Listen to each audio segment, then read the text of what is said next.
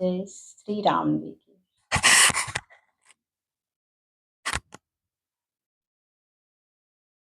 राम नाम जप, रामचरितमानस पाठ,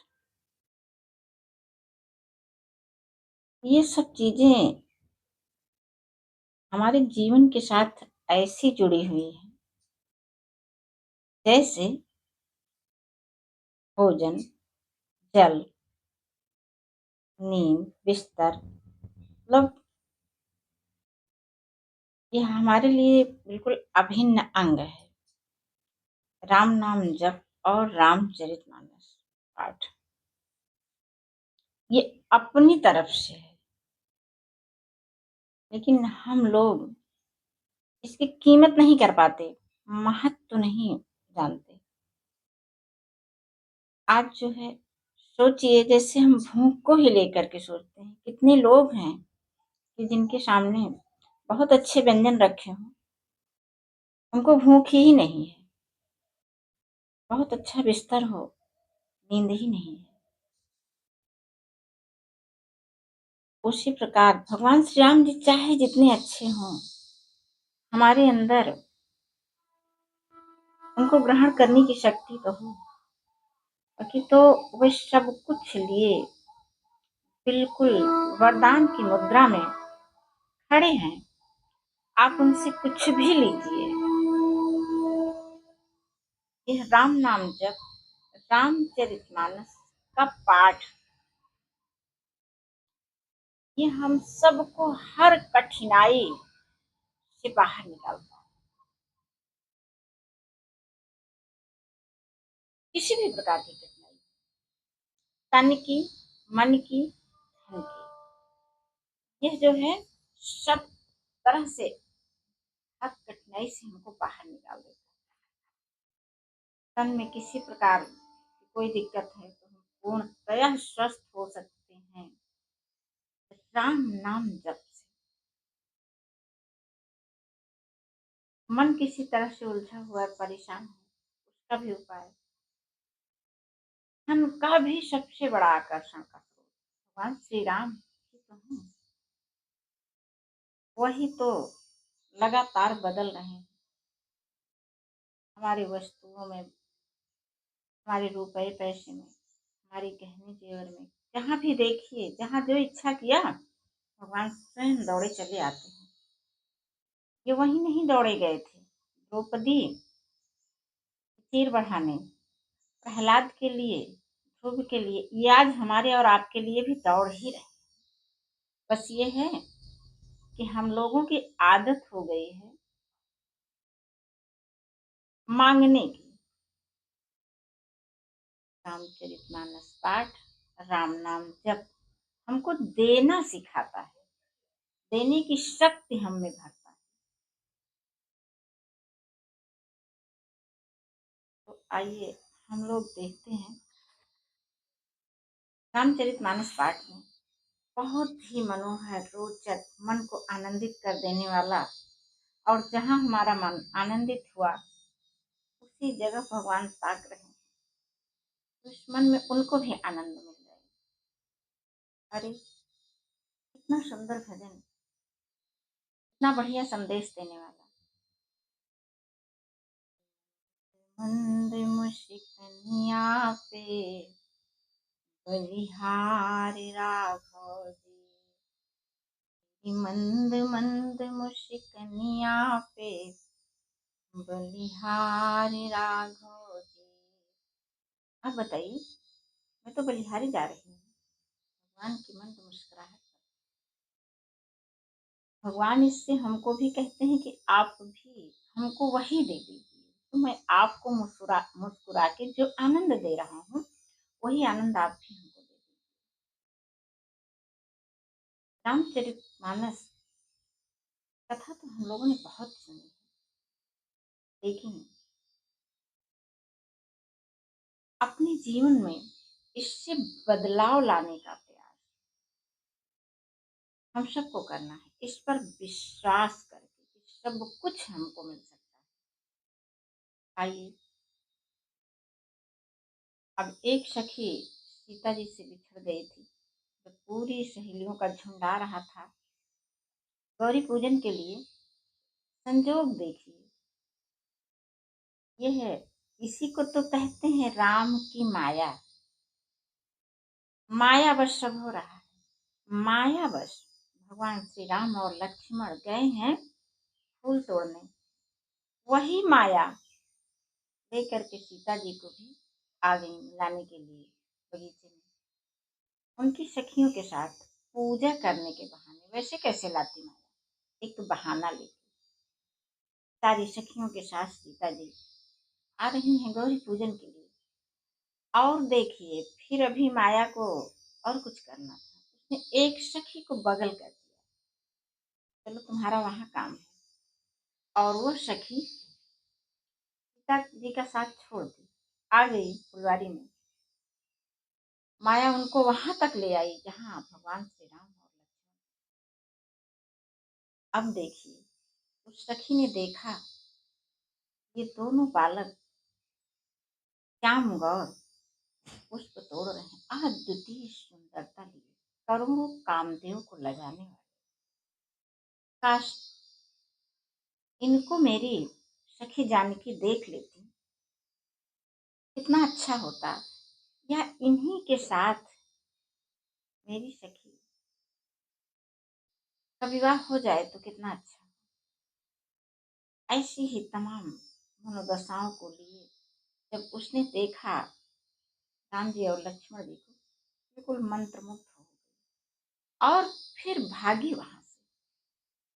भागते हुए आई अपनी सहेलियों के झुंड में जानकी जी के पास। फिर क्या हुआ, सुदशा देखी सखी पुलक गात जल नयन, कहु कारण निज हर्ष कर सब मृदु बयन। उसकी ऐसी विकल अवस्था देख करके सारी सखियां चकित हो गई। अरे क्या क्या हुआ तुझे, कैसे तुम हुई जा रही हो, तुम अपनी दशा का कारण तो बताओ, ऐसा क्या कैसे हो गया। जो है तुम्हारी आंखें प्रेमाश्रुओं से भरी हुई हैं, जल से भरी हुई हैं। ऐसा सारी सखियां मृदु बयन, मधुर वाणी से बोली। ये मधुर वाणी भी एक निःशुल्क, सरल, सहज और बहुमूल्य आभूषण है हम सब का। और ये सबसे बड़ी विरासत है जब हम सब स्वयं धारण करें और अपने बच्चों को भी हस्तांतरित करें। ऐसे ही तो गुण हैं रामचरितमानस के, जो हमें हर समस्याओं से, हर कठिनाइयों से बाहर निकाल देते हैं, सारी सुख संपदा को ला करके हमारे सामने खड़ा। अब सखियां पूछ रही हैं उनकी प्रसन्नता का कारण। अब सखी बताने चल रही हैं। देखन बाग कुंवर दुई आए, बय किशोर सब भांति सुहाए। श्याम गौर किमि कहूँ बखानी, गिरा अनयन नयन बिनु बानी। देखिए, जब हृदय में कुछ ऐसी स्थितियां उत्पन्न होती हैं तो वाणी अपने आप साथ देने लगती है। अब वो सखी कह रही है कि बाघ को देखने दो सुंदर कुमार आए और वो सब भांति सुंदर लग रहे हैं। उनकी सुंदरता का वर्णन मैं कैसे करूं, जिसने देखा वो बता नहीं सकता, जिसको बताना है उसने देखा ही नहीं। अर्थात मैं उनकी सुंदरता का वर्णन नहीं। आप सब चलिए, चल के देख लीजिए। निहर्षि सब सखी सयानी, सियहि अयति कंठा जानी। सारी सखियां तो प्रसन्न ही हुई। सीता जी, उनके मन में भी उन कुमारों को देखने की इच्छा हुई और उनकी इच्छा को उनकी सखियों ने भांप लिया। यह भी उन कुमारों को देखना चाहिए।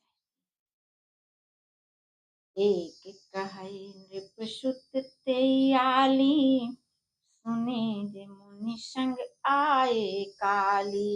अब उसमें से एक सखी कह रही है, लगता है ये वही दो कुमार हैं जो मुनि विश्वामित्र जी के साथ कल आए थे। इन्हें निज रूप मोहिनी डारी, इन्हें स्वबस नगर नर नारी। अब वो कह रही है कि वो इतनी सुंदर है कि वे अपनी सुंदरता सारे नगर वासियों को का मन मोह लिया है, सबको अपने वश में कर लिया है। और उनकी सुंदरता कोई शारीरिक रूप से तो वे सुंदर थे ही, लेकिन उनकी सुंदरता उनका गुण था, भगवान का गुण। ये जो भक्त के बस सबको सुख दे रहे हैं। तो वो कह रही है कि वे लोग इतने सुंदर हैं कि सारे नगर को अपने बस में कर लिया है। बरनत छवि जहाँ तहाँ सब लोग, अवश्य देखी हैं देखने जोगु। अब वो सखी कह रही है कि उनकी सुंदरता का वर्णन तो पूरा नगर कर रहा है, और अवश्य ही वे देखने लायक है। चलो हम सभी लोग चलते हैं देखने के लिए। तासु बचन यति सियहि सुहाने, दरस लागी लोचन ललचाने। उस सखी का वचन सीता जी को बहुत प्रिय लगा, और राजकुमारों यानी भगवान श्री राम जी के दर्शन के लिए सीता जी के नयन ललचाने लगे, नयन ललचाने लगे। चली अग्र करी प्रिय सखी सोई, प्रीति पुरातन लखई न कोई। अब जहाँ सीता जी वो सारी सखियां आगे करती थी, आगे आगे सीता जी, पीछे पीछे सारी सखियां, अब वहीं पर सीता जी ने उस सखी को आगे कर दिया। तुम देख के आई हो, चलो तुम ही आगे आगे दिखाना। अब इस समय प्रीति पुरातन सारे तौर तरीके भूल गए, सब लोग सारी सखियां भूल गई, और वे सखी को आगे करके चल रही हैं, सब लोग उनके पीछे पीछे। सुमिर सिय नारद बचन, उपजी प्रीति पुनि, चकित बिलोकति सकल दिशि जनु, शिशु मृगी सभी।